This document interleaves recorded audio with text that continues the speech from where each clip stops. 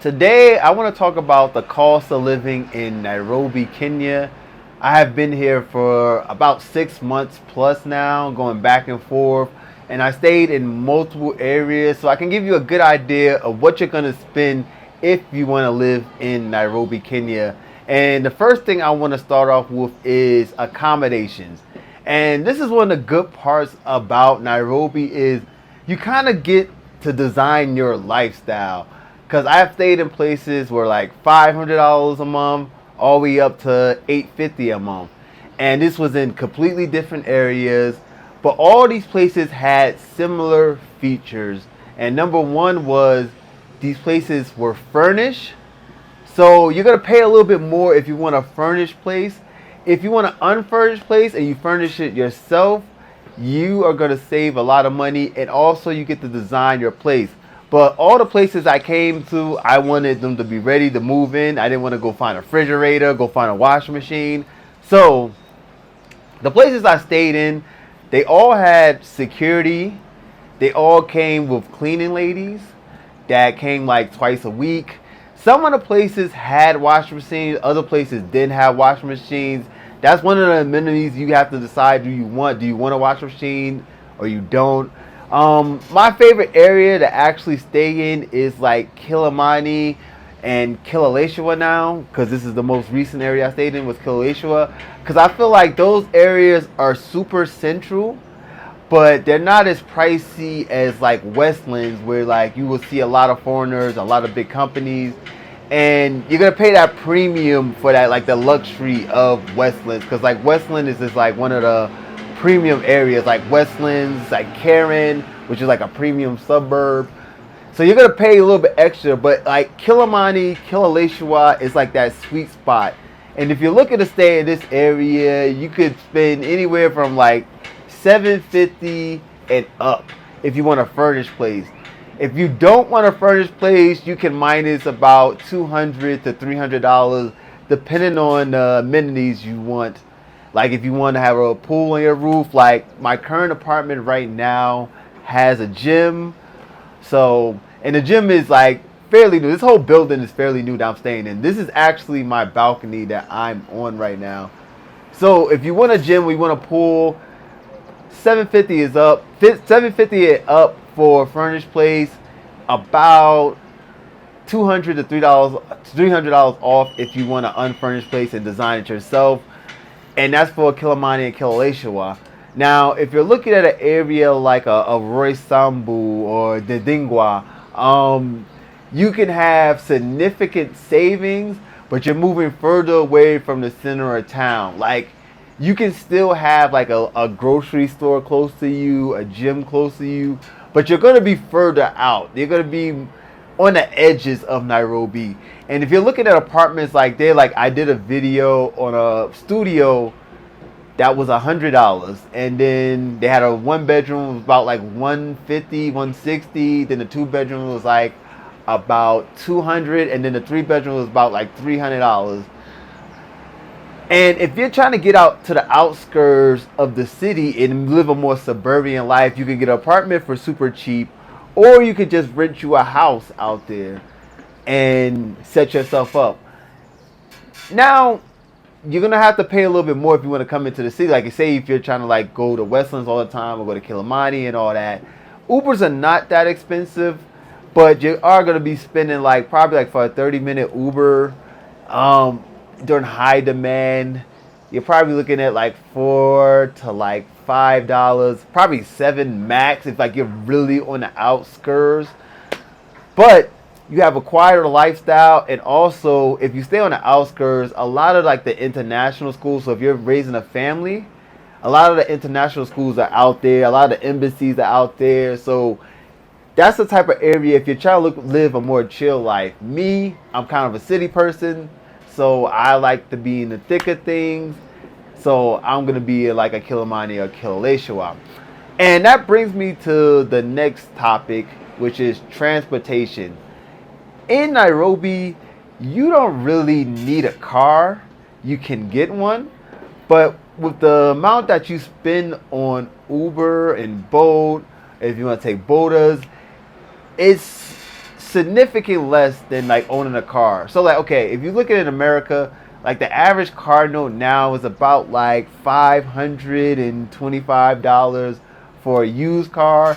You throw in another like $170 for insurance, and living in Nairobi, you can take Uber and Bolt and spend about half of that.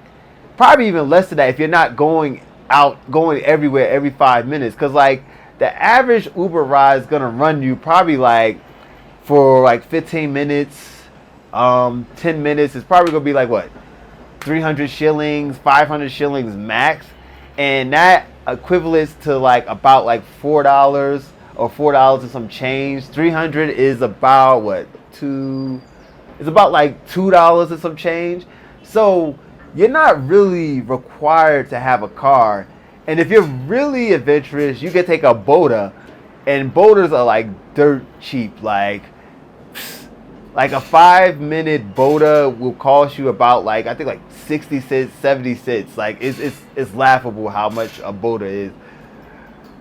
So you don't really need to own a car, but if you wanted to get a car, a used car here runs you about $10,000, $12,000 if you want something decent, like a small like economy car.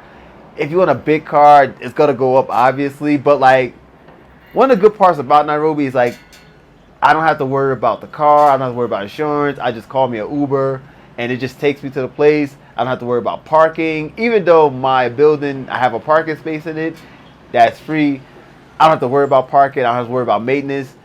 It's just like, it's so convenient. Like, it's just like, you don't have to think about, okay, let me just get this Uber and go to the spot. And the next on my list I want to talk about is food. And this is big. Like, food in Nairobi is very, very cheap. The only other place where I seen food that was like this cheap was probably like Thailand. And I'm talking about for like nice restaurants, like premium restaurants, like 4-star restaurants. You can go there and get a meal for yourself for about like $20, $30. If you're trying to go to a regular restaurant, you can easily spend like 1,000 shillings or 1,500 shillings, which is about like the equivalent of like $7.50 or $10, or a little bit over $10, because $7.50 is like probably like closer to like, yeah, probably close to like $12. But I'm talking about, this is like very, very good food.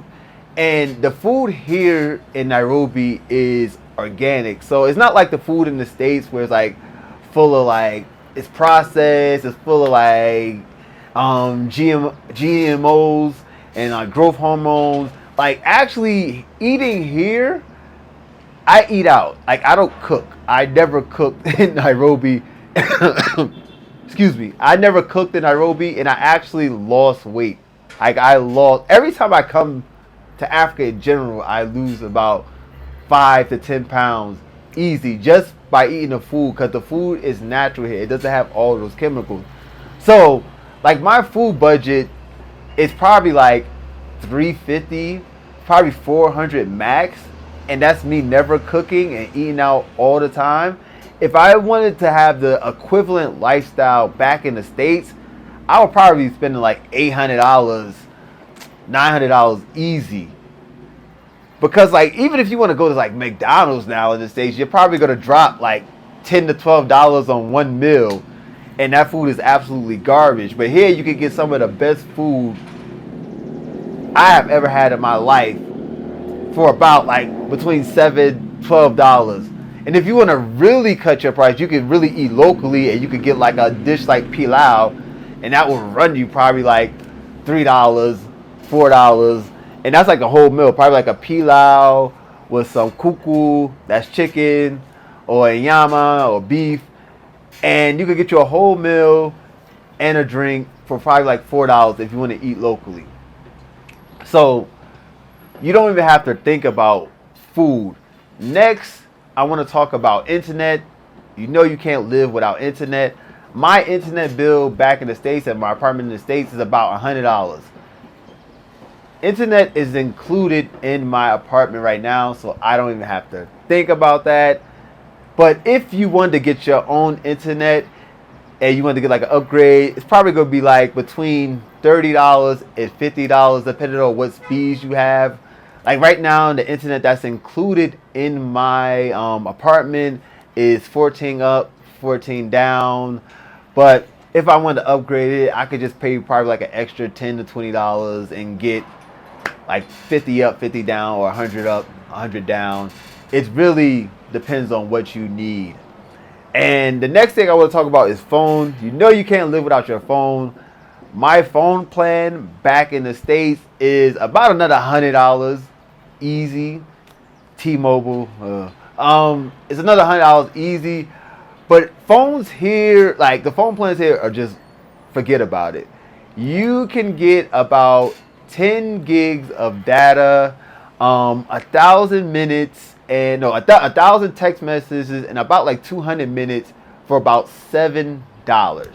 And you can top that up anytime you want. They also have plans that you do monthly, but it's just so convenient just to pay as you go. Like if I'm doing a lot of live streams, like I could just top up right quick. Like, yo, send 1,000 shillings, get like the 10 gigs or the 12 gigs, depending on which package you get too. Like, cause you can cut out the minutes and the text and get like an extra 2 to 3 gigs, and that's about $7, 1,000 shillings. So for $15, you could get 20 gigs of data, about 400 minutes, which is like, you're not going to really be calling people. I guess if you want to call some people, you can do that.